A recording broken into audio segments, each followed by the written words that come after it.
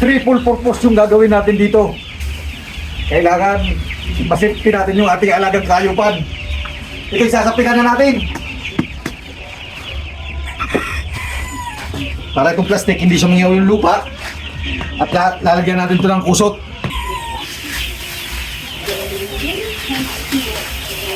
Itong kusot na to, ito'y kung sa Bicol, maimbong sa sisi o kaya sa manok.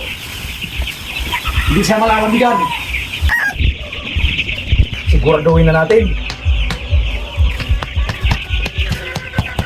Ito yung mga pamamaraan ni Mr. Peps.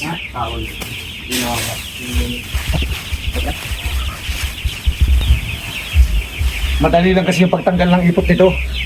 Gawa ng yung plastic, babalon-bunin mo lang.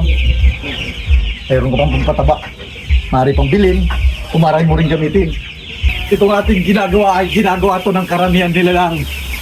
Ito'y pwede natin gayahin, ninuman. Basta gusto nyo lang.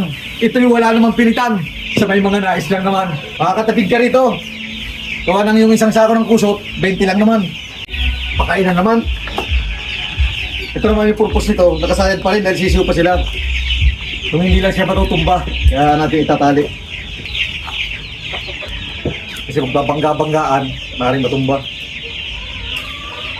Yan. Ito naman yung magsisilbing patungan ng inuman. Yun, tuloy lang tayo. Ito yung partner ko naman dito sa alagang kayupan. Tingnan nga natin kung kikita nga si Mr. Peps dito sa bago niyang hanap buhay. Kaya kung gusto mong kumita, kailangan sipag at tiyaga lang yung ating paglalabanan. Ayun talaga yung kailangan natin. Isa talaga yun sa mga sekreto ni Mr. Peps. Para pagpunta nila, may baog na. Gutom na sila. Pero pag tinamad ka, dito mo na lang ilalagay. Pero naman talaga yung lagayan yan. Gusto mong punain to, unti-unti lang naman lalabas yan. Pakakawalan na natin. Magiging malaya na siya. 20 uli. Yan na. 60. 60. Pang 80. 17. Bali 97. Yung isang kulungan. Unang bilang 20. Sa pangalawang kulungan. Pangalawang laglag 20 uli. Bang 40. 40. Limang lagay 101. Pang 101 na to.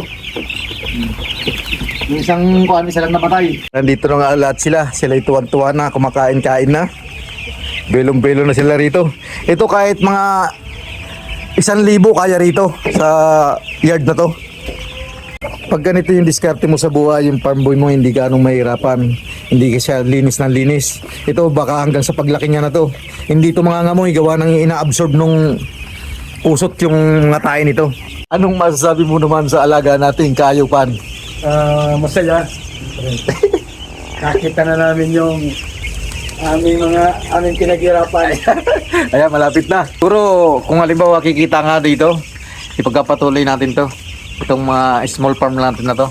Itong maliit na hanap buhay na siguro makakabili tayo ng mga pambigas-bigas nito.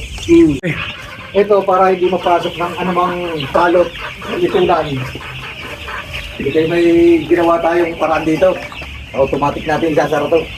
Sarado na natin. Yung tilon. Walang makapulisyo. Para safety na sila.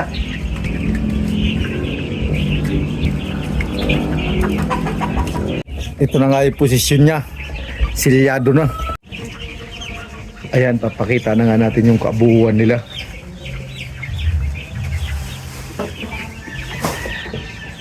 Kaya sa mga kapuso natin dyan, kapatid kapamilya, na mahilig din mag-alaga ng kaayupan, abangan nyo kung kikita nga si Mr. Peps dito sa kanyang ginagawang simpleng-simple lang naman.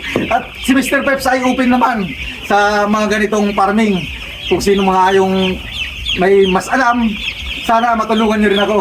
At sa mga baser naman dyan, maaari din naman kayo mag-comment dyan kung paano nga pagpapalaki ng mga ganito. Shoutout sa